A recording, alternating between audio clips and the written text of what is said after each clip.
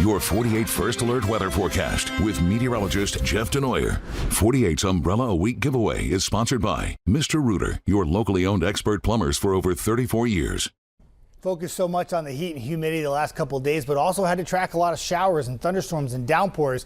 We've had that happen really pretty much since last Friday, Saturday, Sunday, Monday, and even today. A few little light showers that have turned into more of a moderate little downpour right near mid-city.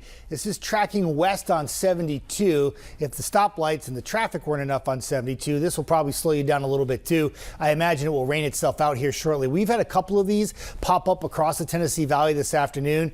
And then as soon as they pop, they go right away. And a brief downpour and not much rain in the forecast today. This is mainly about the heat, the humidity, and it will be hot for the next couple of days too. It's summer, it's supposed to be, but this is now a long stretch of heat and humidity, and we still have our hottest day probably coming tomorrow, and the heat advisory has been extended into Thursday as well. It includes all of the Tennessee Valley for heat index values exceeding 100 degrees and as high as 107 at times. Temperatures well into the 90s. We hit 90 degrees at like 10 a.m. this morning. And we have been there all day long for almost all locations.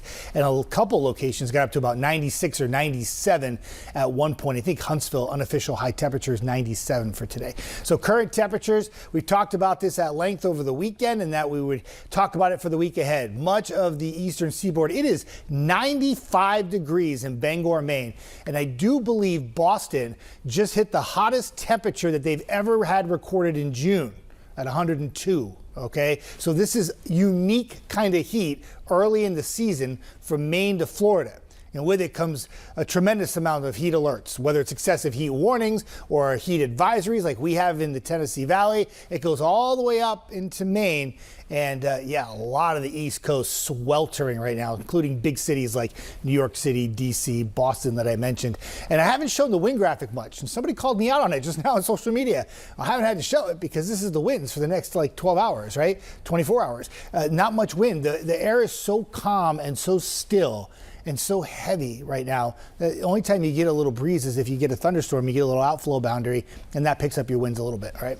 So isolated shower storms, very few and far between this evening. This is mainly just a clear, muggy, warm night. Temperatures in the 70s. You'll be back in the 80s swiftly in the morning, and then we track a few more showers and storms in the afternoon. And even though I'll be watching the radar to keep you updated at home, I'm going to be watching the temperature too, because many of you will probably go like 95, 96, 97, and that feel-like temperature has the potential to be up to about 105 and 106 tomorrow.